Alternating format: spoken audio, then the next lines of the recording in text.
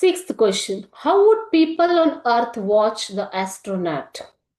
Would it affect him anyway?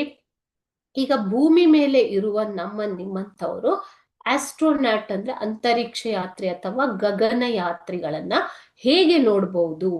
Wood it affect him in any way? So ಇದರಿಂದ ಅವರಿಗೆ ಏನಾದ್ರೂ affect ಆಗತ್ತಾ, ಪ್ರಭಾವ ಬೀರತ್ತಾ ಅಂತ ಕೇಳ್ತಿದ್ದಾರೆ. From 2018 April question paper. ಹೇಗೆ ನೋಡ್ತೀವಿ ನಾವು ಅಂತರಿಕ್ಷ ಯಾತ್ರಿಗಳನ್ನ, ಗಗನ ಯಾತ್ರಿಗಳನ್ನ ಹೇಗೆ ನೋಡ್ತೀವಿ ಮಕ್ಕಳೇ? ನ್ಯೂಸ್ ಪೇಪರ್ ಅಲ್ಲಿ, ಟೆಲಿವಿಷನ್ ಅಲ್ಲಿ ನೋಡ್ಬೋದು ಅಲ್ವಾ? ಸೊ ಇವಾಗ ನಿಮ್ಮ ಮೊಬೈಲ್ ಅಲ್ಲೂ ನೀವು ನೋಡ್ಬೋದು. ಇಲ್ಲಿ ಕೊಟ್ಟಿರೋ ಆನ್ಸರ್ ನೋಡೋಣ. People would watch sorry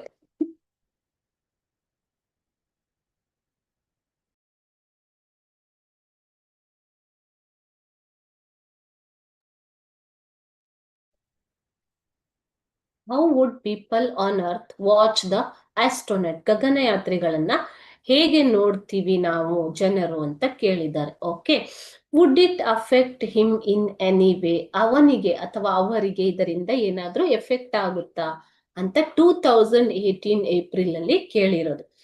so ನಾವು ಹೇಗೆ ನೋಡ್ತೀವಿ ಅಂತರಿಕ್ಷ ಯಾತ್ರಿಗಳನ್ನ? ನಾವು ಟೆಲಿವಿಷನ್ ಅಲ್ಲಿ ನೋಡ್ತೀವಿ, ನ್ಯೂಸ್ ಪೇಪರ್ ಅಲ್ಲಿ ನೋಡ್ತೀವಿ, ಇವಾಗ ನಿಮ್ಮ ಮೊಬೈಲ್ ಅಲ್ಲಿ ಬರುತ್ತೆ, ಬಂದ್ರೆ ನ್ಯೂಸ್ ಬಂದ್ರೆ ಅದರಲ್ಲಿ ನೋಡ್ಬೋದು ಅಲ್ವಾ?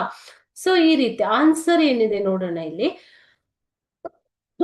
People would watch the astronaut on television or track him through the telescope. So ಇವಾಗ ವಿಜ್ಞಾನಿಗಳು, ಸೈಂಟಿಸ್ಟ್ ಇದ್ರೆ ಅವರು ಯಾವ ತರ ನೋಡ್ಬೋದು? ಟೆಲಿಸ್ಕೋಪ್ ಮೂಲಕ, ದೂರದರ್ಶಕ. ಓಕೆ, ಅದೇ ರೀತಿ ಟೆಲಿವಿಷನ್, ಟಿವಿಯಲ್ಲಿ, ದೂರದರ್ಶನದಲ್ಲಿ ನೋಡ್ಬೋದು. ಓಕೆ, ದೂರದರ್ಶನದಲ್ಲಿ ನೋಡ್ಬೋದು, ಟೆಲಿಸ್ಕೋಪ್ ಇಂದ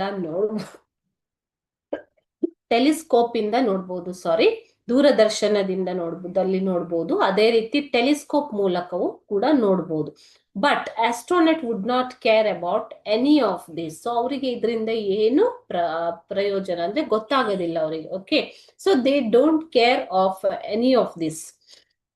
ಹಿ would be in his own world in space. ಅವರು ತಮ್ಮದೇ ಆದ ಒಂದು ಬೇರೆನೆ ಜಗತ್ತಿನಲ್ಲಿ, ಅಲ್ಲಿ ಅಂತರಿಕ್ಷದಲ್ಲಿ ಇರ್ತಾರೆ ಮಕ್ಕಳೇ. ಸ್ಪೇಸ್ ಅಂದ್ರೇನು? ಅಂತರಿಕ್ಷ.